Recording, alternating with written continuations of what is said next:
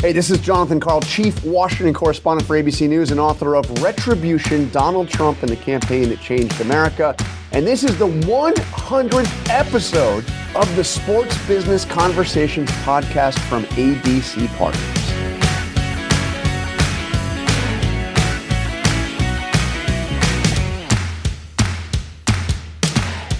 Hey, this is Dave Almy, and welcome to this, the 100th episode of the Sports Business Conversations podcast. And look, I realize that in the grand scheme of things, making it to 100 podcast episodes isn't exactly up there with stupendous human achievements like landing on the moon, writing Hamlet, or inventing bourbon. And thank you, Elijah Craig. But it's something worth celebrating a little bit for sure. And frankly, I thought long and hard about who I wanted to feature on this momentous episode. For a while, I thought I wanted to try and chase down one of the white whales of sports business like NFL Commissioner Roger Goddell or someone like that. But everybody hears from them all the time, and frankly, their PR people really won't let them say anything all that interesting anyway. So I opted to go a completely different direction and take it all the way back to the beginning of my long history working in and around audio. Over 40 years back, in fact, to the moment when I met my freshman year college roommate. When Jonathan Karl first walked into our dorm room in the mid-1980s, I obviously had no way of knowing he'd become a defining voice in journalism and one of the most important observers of this particularly tumultuous political era. But that's exactly what he's done. John is currently senior Washington correspondent for ABC News and has written 4 books about Donald Trump, his campaigns, and his presidencies. He's uniquely well suited to do so since he's known the president for over 30 years when he first met him as a cub reporter for the New York Post. His latest book, Retribution, Donald Trump and the Campaign That Changed America, builds upon the first 3 books and reflects John's extensive personal history of reporting on the president. And somehow he manages to do so in the objective manner that has always been the cornerstone of his reporting. No matter how you feel about Donald Trump and this political moment, I think you'll find our conversation interesting, informative, and revealing. And if you're thinking, hey Dave, this doesn't have anything to do with sports, you can stop right there. As Seattle Seahawk Hall of Famer and former U.S. House of Representatives Steve Largent once remarked, they say politics is a contact sport, and I have to agree with that. You can agree with that too. So thanks for listening in on this, the 100th episode of Sports Business Conversations. And hope you enjoy my conversation with Jonathan Karl, my college roommate and author of Retribution, Donald Trump and the Campaign That Changed America. This is history. This is history. And you know why I chose this too, right? Because I was thinking, it's the 100th episode, right? I mean, what do I do? Do I go after like the white whale of sports, like the Roger Goddells, or the guy in charge of FIFA, Giancarlo, whatever his name is? It's like, everybody's heard from them. Yeah. Right. So what I decided to do. I mean, do you want LeBron James? Do you want Brady? These people have been heard from, John. Yeah. But what we needed to do. Come on, We don't need to do that. But what we need to do is go back to the origin story, John, because my audio history begins with you. Yeah, that's true. We were actually in the business together. We were in the business together. For those who don't know, those who did not attend Vassar College in the 1990s, 80s and 90s, John and I were a fairly infamous DJ duo. I mean, I think basically everybody already knows this. What do you mean for those who don't know? We were actually a multimedia environment because if you think about between the two of us, we had the DJ business. You were editing the Vassar Spectator. You were on Vassar College Television, and I was editing the sports pages for the Miscellany News. So between the two of us, I mean, it was inevitable that media was going to be in our futures. Yours to a somewhat greater degree than mine. I mean, everybody remembers, I'm sure, I had I think it was on from 1 a.m. till 3 a.m. radio show on WVKR, Vassar College Radio. I neglected that one. I'm embarrassed. And it was, I had a psychedelic music show. And I'm sure this is, I hate to be recounting stuff that everybody, but you were one of the very first people who called into my radio John, show. don't sell me short. I believe I was the only person who may have called in on that 1 to 3 o'clock hour. And you called with a request, and just to show you that I have no memory issues here, I remember the song you requested at roughly 1:45 a.m. Do you remember? Was it like Inagata-Davida or something like that? No, it was the Beatles. I'm so tired, and I played it, putting everybody that was listening, all like 12 or 13 people. I was still unfamiliar with the importance of audience growth at that time, John. But you know what? It speaks to the dialogue that you and I have always had around audio and going back to those days. But we're going to fast forward now because we're both in different industries. I play in this sports business world. You play in politics, and I think it's fair to say. Actually, I was speaking to Alex Lasry, who is running the World Cup program up in New York, New Jersey, and he once had a Senate campaign up in the state of Wisconsin, and he talked about sports and politics sort of being equally competitive. So there is some overlap, John, between our two industries, of which you've been reporting on now on the political side for over 30 years now. Yeah. Most recently, as a chief Washington correspondent for ABC News, and the author of not one, not two, but 3 books about the current president. Four books. Oh my God. I got to talk to my research assistants. Four. I mean, it's like, my God, John, that's a lot of content about the current president. So before we started getting into the books itself, I'm interested in, from a process standpoint, like, was writing the 4th different than writing the previous 3? I mean, how did your approach change to writing Retribution than from the previous ones you've written? So I had been thinking about writing a book for many years, and these jobs are massively busy, and I just never got to the point. And I was covering the Trump White House, this is the first term. I mean, my God, you cannot there's barely time to sleep. Yeah. All the attention is on what's happening. News comes out of this White House fast. I mean, from a news perspective, I think it was greater then because it was the first time and everybody was like, oh my God, what the hell is going on? And how is this happening? And now people kind of get, a little bit of sense. We've been through this. And I set out in basically 2019. So I've been doing it for like 3 years to write Front Row at the Trump Show. And I wrote that book while I was simultaneously the chief White House correspondent for ABC, covering a story that just never stopped. I cannot actually tell you how I did that. I didn't take a day of book leave. I really don't know. I mean, I know that my raw material for that book, in addition to my reporter's notebooks and all my reporting, was my journal. I as you probably remember, I started that journal in 1988. So when you and I were roommates, I imagine taking a look across the room and say, "What has my life come to?" Yeah, yeah. But those journals were raw material. I worked, from the White House. ABC's got a little booth at the White House. Seen it. I share it with 3 other people. It's very loud and chaotic environment. Put earbuds in so I can tune out if I got like an hour, and I would be writing. And then I would write late at night, write early when I get up in the morning. But I don't know how I did that. But do you look back? Is it like a blur? Is it like a fugue state you feel like you were in? I mean, it was insane because I'd never been busier. I mean, I'm busy now, but I'm not busy in the way that And so does the 4th book then, you have more of a measured approach, or are you out of the fugue state and you can be more measured because you have a better sense of the path of the story at this point, or has it been sort of equally crazy? The books are in dialogue with each other. I mean, it is very much, even though I never intended to write more than one. You may recall my second book was subtitled Donald Trump and the End of the Trump Show. So then, oops, got to talk to marketing. And then the third book was called Donald Trump and the the End of the Grand Old Party or something. I keep trying to end this thing. But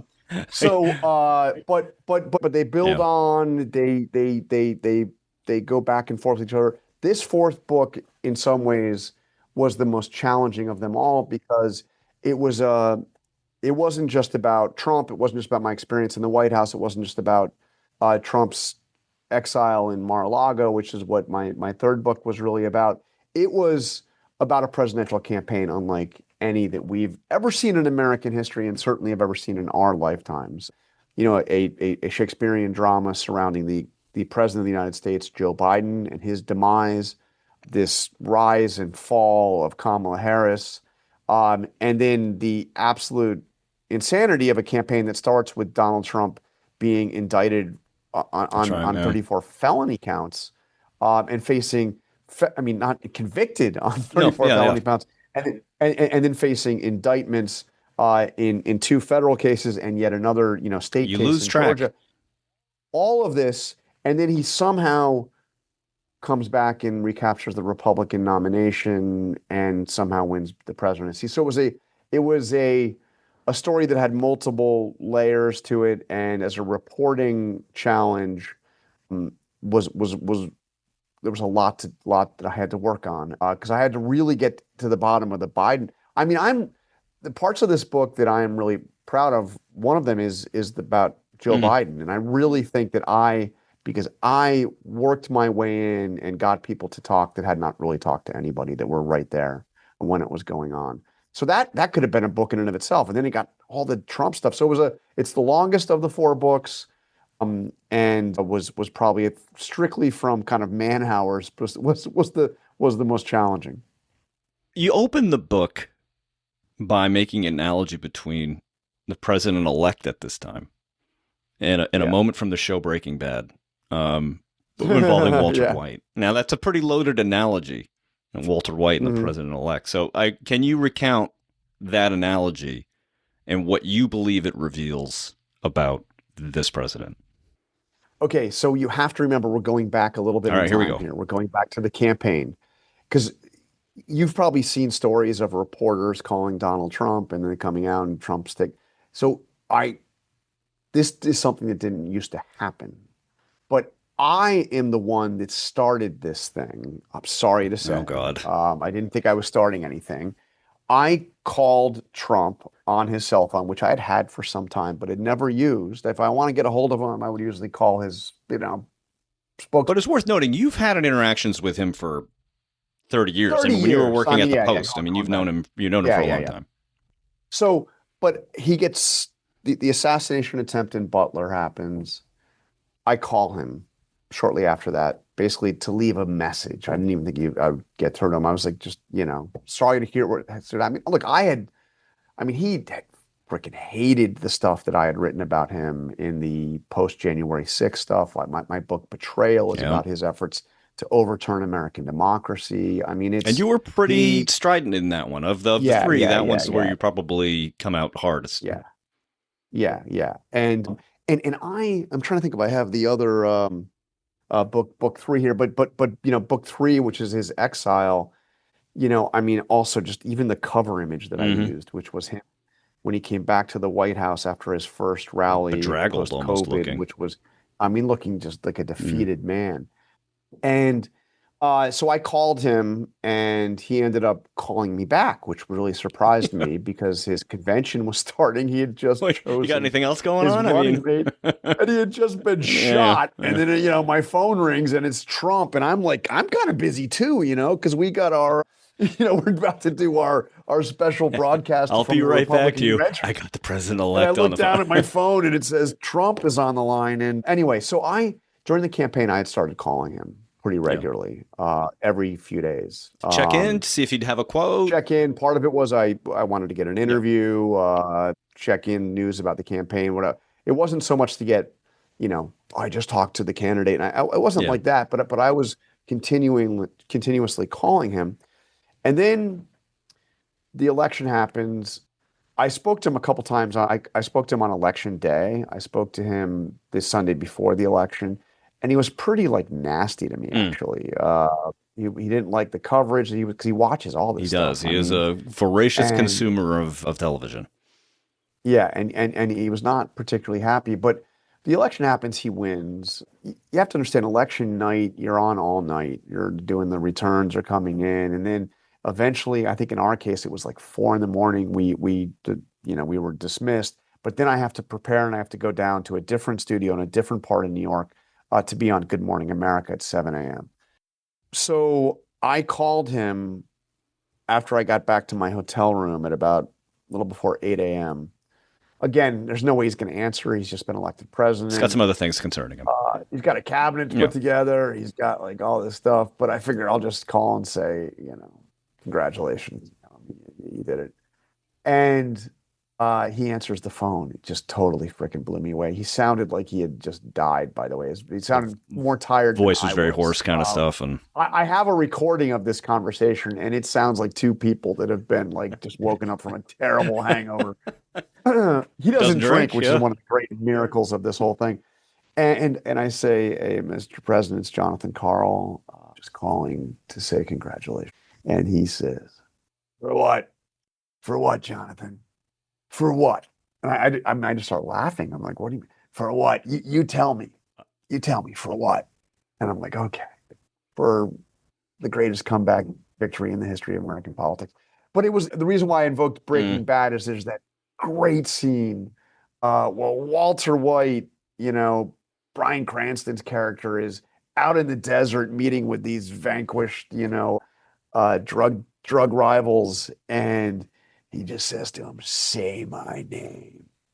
Trump wanted to hear you say it. He wanted to hear me say it. I mean, this is a guy that I had described as a threat to American democracy, and American democracy had just handed him the keys to the White House again against all odds. I mean, it's funny too. Like, you have this relationship with him, and you've been in his crosshairs before. Over again. He famously called you don't take this personally. This is his words, John, not mine. A third-rate reporter, John, and he's telling people not to buy the book because it has no relationship with the truth. So, I mean, it's easy to kind of laugh about because he is that sort of character, but he is also the leader of the free world. So what's that moment feel like when that capacity is trained on you? Yeah. I mean, it's happened a lot. It's happened at some moments where the cameras are on, and I know that, the world is watching. There were those briefings during COVID when there were only 14 seats occupied in the White House briefing room because of social distancing. And by the way, there's nothing else like going on in the country because the country is shut down, and these things are like these primetime press conferences with the president. So everybody's watching. And it was at one of those where he called me, a third-rate reporter and a disgrace to the ABC News television network, and on and on and on. And in that case, in the third-rate reporter case, it was really strange because it is so withering. It is so harsh, but I'm like in the mode. So it's not like bothering me actually, but it's like, it's intense. Yeah. And he goes, and then after he yells at me, calls on a few other reporters, and I continue to raise my hand again because I have more questions. And there's only 14 of you in the room. I mean, this. Yeah. So he called on me again, like nothing had just happened. I mean, he's like one step from saying, "Guard, seize that garbage and get him out." But yes, you have another question, Mr. Karl? Yeah. But before he goes, let's make sure he gets one more question in. I describe a scene in Front Row at the Trump Show in late 2015, right around Christmas, and I'm at a rally backstage in Michigan, and I have this interview, and we have two different camera crews, ABC. We've flown out there. We got all the personnel and everything. And I start asking him questions, and he gets so angry at me that he takes off his microphone and says, "Well, if that's what you think, why should I do this interview?" And he he knows he's on camera, so he doesn't want to be seen like popping off, but he's just he's mad, seething in the anger. But he carefully takes his mic off. He goes out the door. I start to follow out the door to say, "Come on, let's finish the interview. I mean, come on." And he's now down this dark hallway a little bit, and he starts screaming at me. Again, no cameras now because he knows. So the guardrails are down. Fucking nasty guy. You're a fucking nasty guy. And I swear one of his dudes like seems to be kind of like restraining as if he's going to come after me. He did come back and finish the interview after the rally, and was as if nothing happened. So this is like this is kind of a thing. Is it an attempt to keep people off balance? Like, is there strategy to it, or is he a victim of emotion, do you think, in that regard? I mean, I think there's a little bit of each, but it's definitely an effort to keep people off balance. And I think one of the things, I think I do have a unique relationship with him. He's gone after me so many times in front of the cameras. By the way, he has said some just really nice things about me in front of the cameras too. It's like, and you're a second-rate reporter, John. I mean, yeah, second rate. But I think that the fact that I never respond to it directly, and some people criticize it. How do you take that? How don't you? Because I think if I'm up there and I'm getting in a fight with him, like verbally, if I'm like saying, "How dare you call me the journalist?" I've lost. My job is to report on him and to not be, in a tit for tat and making the story, about me. So I think oddly he kind of like respects that moment that I'm never intimidated by. You just kind of go about your business and do it, right? But it's terrible. But is it and he's going after my colleagues, and a lot of. But I guess that's part of the question too, right? So is writing about him difficult, right? Because on the one hand, there's so much out there about him, and everybody's got an opinion, and so it does make for. I mean, he makes for great, I hate the word, but content. But on the other hand, he can be pretty tough on people and perceived enemies, and he does have the arm of the state now to kind of lend a hand here, so which might make getting honest assessments a little more challenging than normal. So is it hard to write about him, or is it just as you would treat any other subject? I mean, I think that being a journalist in the age of Trump, a political journalist, a White House reporter, is in some ways the toughest job, just the tonnage of it, the fact that there's such an effort by him and by his people to make you the enemy, and to go after you. And in some ways, it can induce a certain laziness because the story is right there for you. This is not really the case in writing the book, but in the kind of day-to-day journalism, if you're covering the Biden White House, there's so little in the kind of day-to-day operations most days. Sometimes there's a lot, but you need to really work and be more enterprising and to chase the story a bit. Chase the story. And in this, it's like choosing, what am I going to frickin' cover? And then you have to chase and try to figure out what you're going to get, beyond what's right in front of you. But look, writing the books, I felt that and the reason why I decided ultimately to do that first one, again, not knowing it would turn into what it has, is I knew that we were covering something that people will be talking about and wondering about and thinking about and asking what the hell happened there for years and years and years to come. And I was in a very unique, still am in a very unique vantage point to see it all. Given the fact that I had known him for 30 years, given the fact I was the president of the White House Correspondents Association as he's president, and I've got to deal with him in that capacity. And given the fact that although he will lash out at me, I've talked to him like 5 times in the last week. I mean, this is like, it's an unusual. You have a relationship with him. It's an unusual relationship. Yeah. Did I tell you he called me the day after the White House Correspondents' Dinner? You mentioned that he did, like the day after to check in on you. Yeah, I mean that's what he said. Yeah. Just wanted to see how you're doing. At like 7 in the morning, like 7:20 in the morning or something. Again, he's probably the man does not sleep a lot. Does not sleep. And so his first impetus because again, we're recording this a couple days after the incident at the White House Correspondents Association dinner. Yeah. Of which you were there. Yeah. A pretty stressful moment, unknown, chaotic moment. And then the president of the United States, with just a couple other things going on, calls you at 7 o'clock in the morning to check in and see how you're doing. It's this really interesting dialectic with this guy. There's these two parts of him. He's a consumer of news beyond anybody. I mean, like Obama and Bush, who are two presidents that I covered pretty extensively. Bush W as even as a candidate when he was governor, um, really didn't have any desire to watch.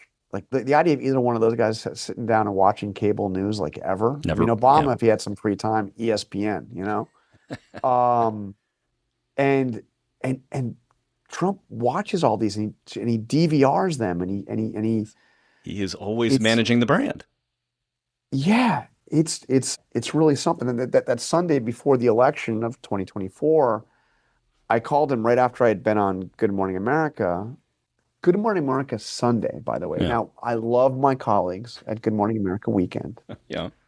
It's not seen by as many people as Good Morning America during the week. Okay. Okay. All right. I mean, not everybody's up on Sunday watching GMA. They should be. That's what I Everybody, by the way, DVR. yes. And I called him, and he had just seen me, and that's what got him in this bad mood because I had said that he was talking off message and he was frustrating his own advisors because they've got this closing message that they want, and he's off talking about all this other stuff, and he's like, John, that's not right. And then I said, well, it's the weave, sir. It's the weave. And he says, the weave got me elected president. But he's watching this stuff in a way that nobody else I've ever covered. In a way that my good friends like Dave don't watch. My wife watches less of it. I mean, he watches it all. Yeah, he is a consumer of information. He wants to know how. I mean, you talk about it after the Butler assassination attempt. One of the first quotes was, "How's it playing on television?" Right. I mean, this is a man who. That's what he asks his aides as he goes into the hospital. Yeah. I mean, that is a man who is very acutely aware of how things are being perceived in a particular moment. It's also a little challenging, I would think, with this president too, because separating what's real and what's just BS. Like you've talked about it in the past. Like he brings up casually this idea of, maybe I'll just run for a third term. Right. And, and people throw their hands over their heads, and you've indicated that you just think he's just trolling people to rile people up. So this has to be challenging as a reporter because, how do you, if you're chronicling this, as you said, you are in real time chronicling the legacy, how do you separate truth from troll? I mean, does he have a tell? Is it just vibes? Is it experience? When is he just fucking with people, and when does he just really have a conscious thought about something?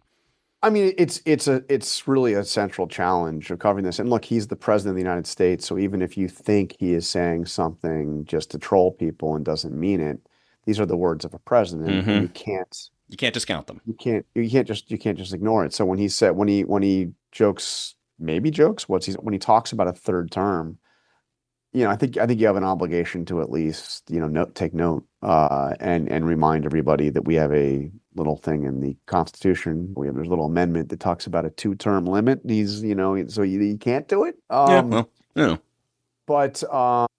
and on that, so I do think that he fully intends to leave. He's going to be a very wealthy man when he leaves the White House, and I think he's going to be fine leaving. And he doesn't really think he can run for a third term. He knows he can't. But I also can't really tell you how he kind of anoints and blesses the next Republican nominee. It's going to be a very weird thing because the minute that I don't know if it's J.D. Vance, it's Marco Rubio, or if it's like, God knows who. The minute there is somebody else, he's no longer the center of attention, and that's going to be something he's not. Which makes me think, like, I feel like this is a transactional guy. Right. This is that's my observation, John.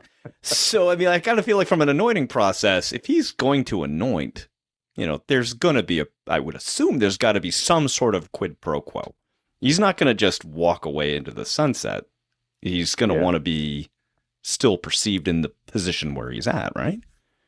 Yeah, and it'll be very interesting because where is he in terms of popularity? His popularity right now is very low. I mean, it's low by Trump standards, and he's always been a divisive figure, wildly popular among his base, but wildly unpopular among Democrats. And then there's that small group, in the middle, and he's, his popularity is low. Where are we a year from now, as this next presidential campaign will be underway, you would think. We'll be past the midterms.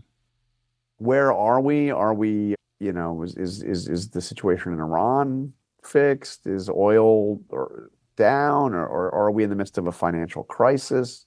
But if things are really bad, I mean, there's going to be not only will there be another candidate running as a Republican, that candidate's going to have to do some distancing from Trump. Boy, that's a tough one right there. Because whatever you want to say about the man does inspire a almost cult-like following. Like people who vote for him, or at least the people that I see reported in the news, there is a attachment to him that almost defies explanation. Like, what do you think he understands about campaigning in this age, in this time?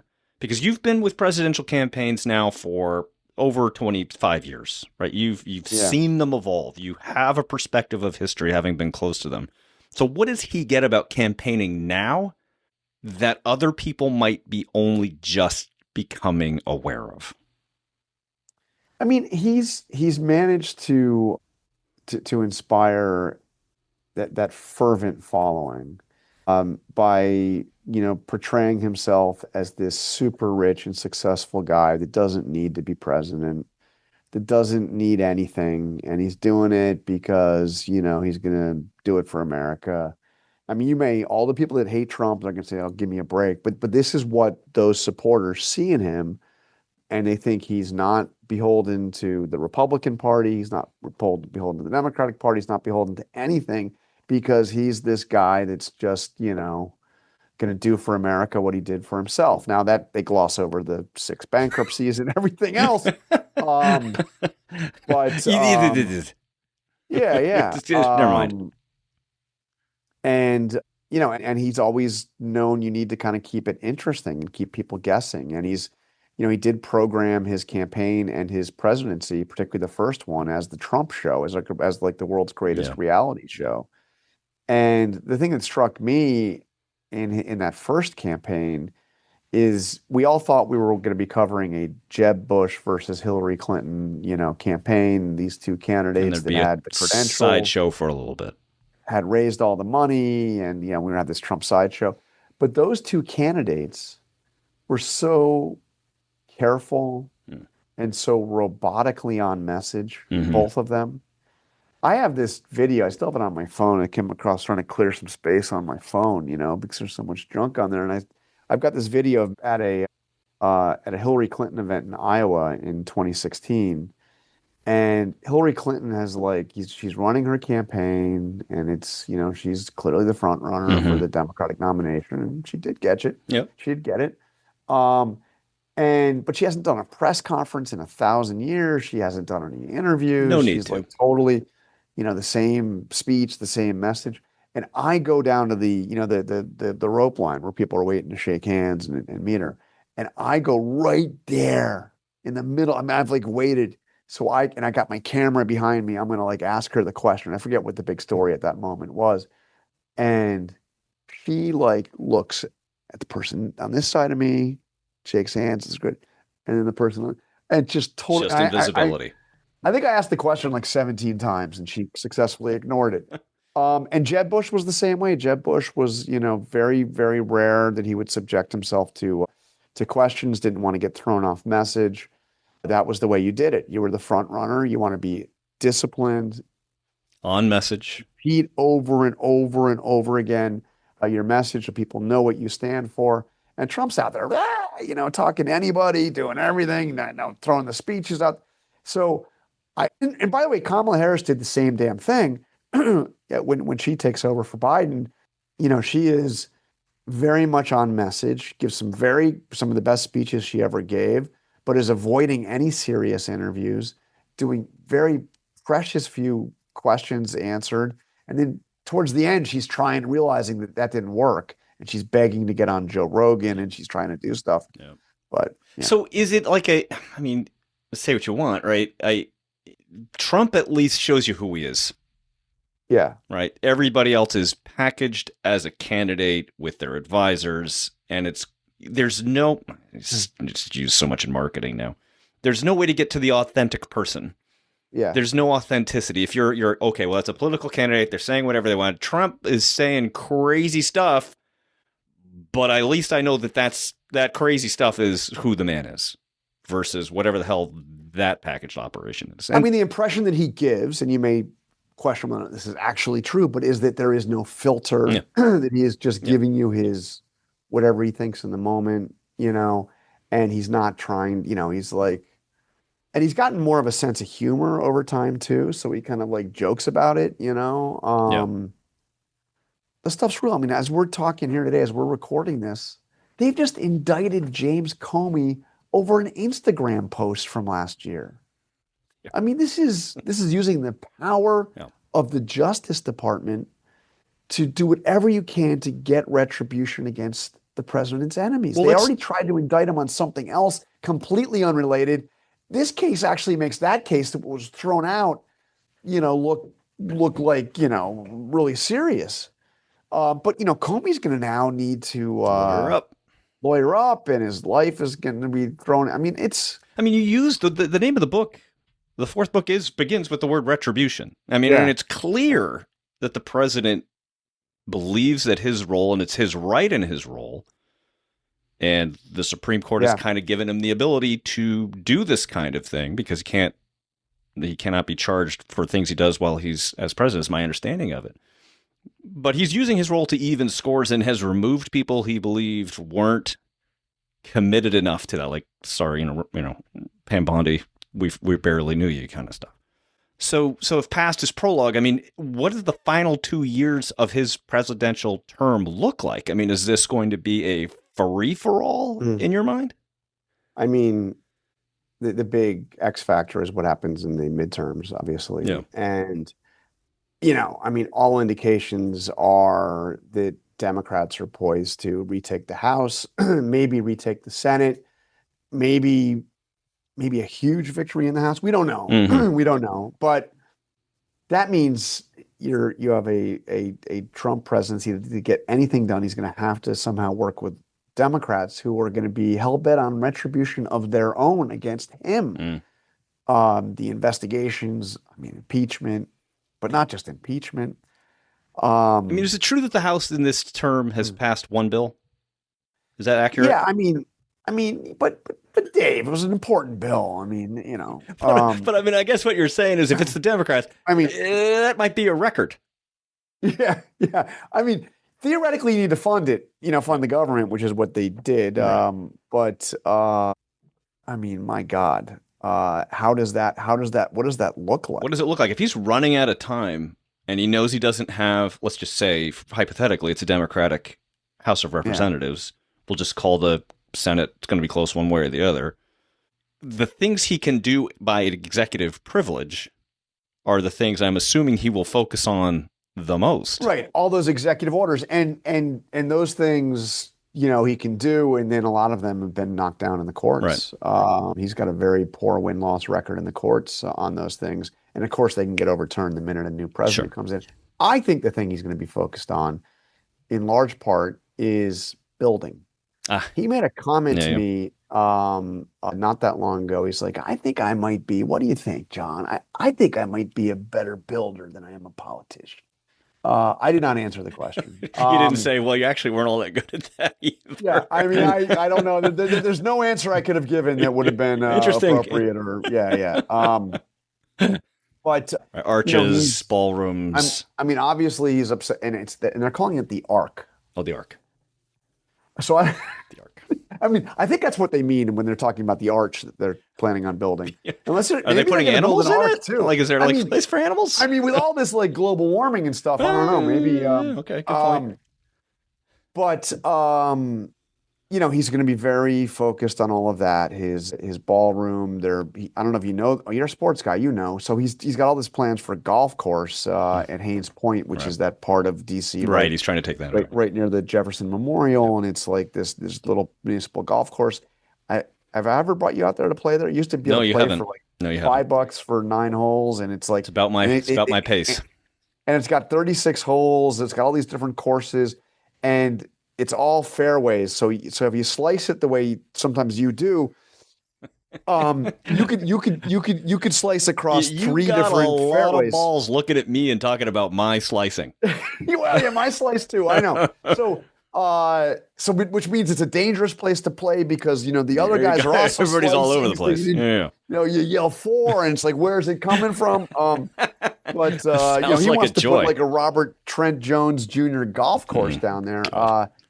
He's redoing the Kennedy Center. I mean, he's like focused on all this stuff. He was talking the other day endlessly about the reflecting pool in front of the Lincoln Memorial and how he got a guy to come in. Soon to be swimming pool, it kind of looks yeah, like. yeah. All right, so look, we talked about the first part of the book title, Retribution, but I wanted to Yeah. look at that second part of the book title, Donald Trump and the campaign that changed America. Yeah. This is a two-parter, right? Did Donald Trump change America, or did a changed America give rise to Donald Trump? That's the first part. Well, I think a changed America gave rise to Donald Trump, but then Trump has proceeded to change America. Grab the handlebars. And I think that the first term, what he did turned out to be rather ephemeral. Biden came in, undid all the stuff he had done by executive order. He hadn't really done much, through Congress. He hadn't really, it was kind of like he was there and he was gone.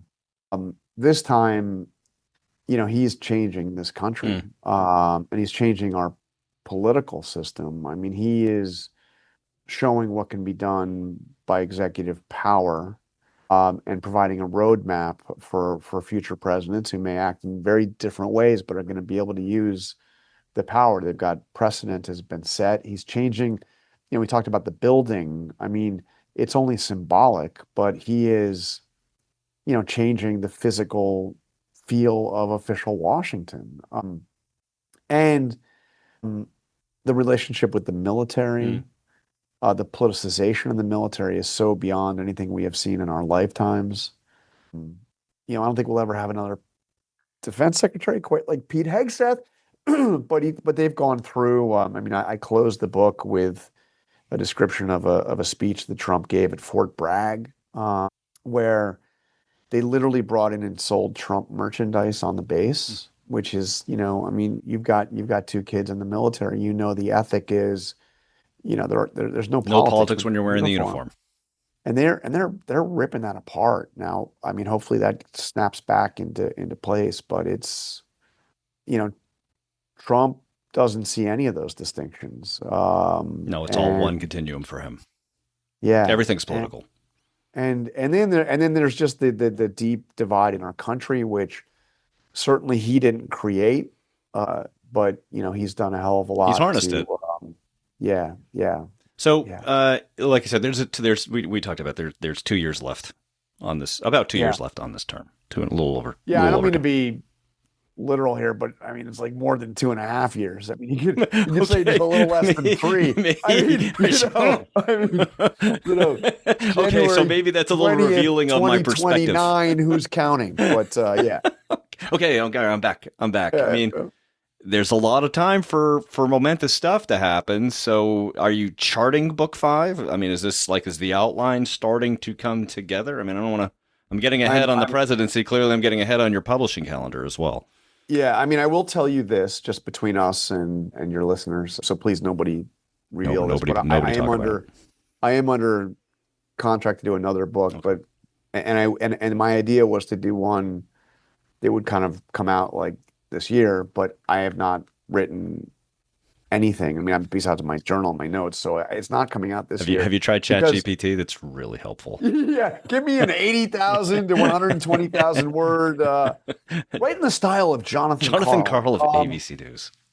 So, what I've decided is that I don't want to do it until after the end of this presidency, because I think it's a kind of a fool's errand. So much is changing. We don't know what it means. Oh, you have to change it on the fly as you're writing it, I would think. Well, and like, I mean, there are big things. We don't know. I mean, how is Iran going to turn out? Yeah. I mean, does it turn out to be like the greatest foreign policy disaster, since Iraq or Vietnam, or does it actually end up happening that there's a resolution and really after so a tough period that we're in right now, that Iran is, weakened dramatically. They no longer have a nuclear weapons program. Their missile program is largely gone, and they're not supporting proxies because they don't have the means to. And I mean, it's not impossible that we look back and Iran actually ends up, historians say, well, you know what? That ended up working out. I'm not predicting that. Yeah. I'm not predicting either scenario. But what I'm saying is you cannot. There's no way to calibrate it. Where that's going to go. Right. I am with John Karl. He is the chief Washington correspondent for ABC News. He's the author of Retribution, Donald Trump and the Campaign That Changed America. He's also my former college roommate. I've known for a few years now. So going back some time, John, appreciate the time as always. But before I let you go, man, this is a sports conversations podcast. Yeah. So I'm going to throw you, Jonathan Karl, into the lightning round. I've got a few sports related questions for you, and I want you to chime in on them. First thing that comes into your mind. Are you ready? Yep. We'll see. You and I saw a Mets game together in the late 80s. Who was pitching and how electric was he? We saw a game with, I believe it was Dwight Gooden, and I believe that he was electrifying in a way that, he might have. I've never seen anything like it. It might have been the greatest season for a pitcher. I know Bob Gibson had some great seasons, and Maddox, and some of these guys, Randy Johnson, but. Your dad knew an umpire, and we got to sit in the umpire's seats, so we got to see the action on Doc Gooden's curveball. And I'd never seen anything like it before in my life. It was just nuts. All right, so yes, that was. And we don't need to mention I know it's a lightning round. We don't need to mention that you're, of course, a Red Sox fan and the '86 World Series and all that. We don't need to. We don't. We don't need to mention. You don't, because there's been some years that have passed, John, and there's been some other World Series as one. Okay, question number 2. But see, look at you trying to bring the tone down. All right, question number 2. Should Jerry Jones sell the Cowboys? I can't say yes, because even if the answer is actually yes, I don't want to speak ill of the Cowboys. All right, fine. Question number 3. Who won the last tennis match we played? I'm afraid you won. I don't think that's true. I think I've heard you say that. I think I've heard you say that in the past. All right. Follow-up question. If we were to play pickleball, who would win that match? Yeah, I think you'd beat me. Have you ever played pickleball? I've played like 3 times. Okay, so we're going to be well suited. All right, so we should get out on the court and bring money. All right. What was your personal? By the way, my recollection is I vastly outplayed you in tennis. I played a much better game. My form was better. I had better shots, but that you won. Am I wrong about that? That was my recollection. John Karl is a fantastic looking tennis player. The backhand, the forehand. Every once in a while, I just have to pause and watch. What's that famous quote from Federer about how he lost 47% of the points? All right, exactly. Right. But you look fantastic losing those 47%, just like you. Yeah, just like you. All right, what's your personal highlight of playing on the Vassar College lacrosse team? I think it was the game against CCNY when I actually feel that I at least caught a couple of passes. I might have thrown a couple of passes, and I think I even might have taken a shot at goal. Wow. I may be embellishing, but I think I might have shot at goal. It may have been from a half field, but it happened. Okay. You are a pretty big Nats fan. And I'm a pretty big Red Sox fan. Yeah. As you noted. What team has the better record? Both of our teams are 7 games out. And we're not even out of April. So who has it worse right now? Yeah, the great thing that the Nats have going for them is low expectations. This is like they're exceeding. They're doing great. Only 7 games out in April. All right. But James Wood right now early. I like to get ahead of things here. James Wood is clearly a contender for MVP already. The way he's hitting, and C.J. Abrams may also be a contender. So 2 of the most electrifying hitters in baseball are on the Washington Nationals. Now, that closer's now on DL. Somebody that can pitch. That's sort of help. All right. Last one, John. Last one. Yep. All right. You are obviously a political scientist, a fan of history. What president is the biggest sports fan, both historically and through your personal observation? So it's not Teddy Roosevelt, because Teddy Roosevelt actually hated baseball. Now he was instrumental in football. Right, he was a football football. He guy. kind of saved the game of football. But the Nats have the running presidents, and Teddy Roosevelt, is one of them in LA. But he never threw out a first pitch. Taft was the guy that first threw out the first pitch. I think two of our modern guys here are probably in contention, maybe three of them. Certainly Obama is a fanatic sports fan, largely basketball. And George W. Bush, just a massive former owner of the Rangers, former owner of a baseball team, buddy with Nolan Ryan. Trump loves sports too, man. Trump really loves sports. Does he really? I don't think I knew that. Yeah, because he likes to. It's not that he's like sitting there watching the games. He likes to be around the athletes. He knows them. He's like buddies with them. He likes, Wasn't Tiger Woods' first call after his accident was to Trump, I believe. Yes, that was amazing. It's first thing you reach for. Yeah. John Karl, Chief Washington Correspondent, ABC News, author of Retribution, Donald Trump and the Campaign That Changed America. Johnny, great to see you as always. Hey, Dave, congratulations on episode 100. I was going to ask you, we can offline. I wanted to get a quick synopsis of the first 99 episodes, but I will break them down for you. This is the first political conversation we've had on the show, and after this, it's probably going to be the last. All right, good, legendary.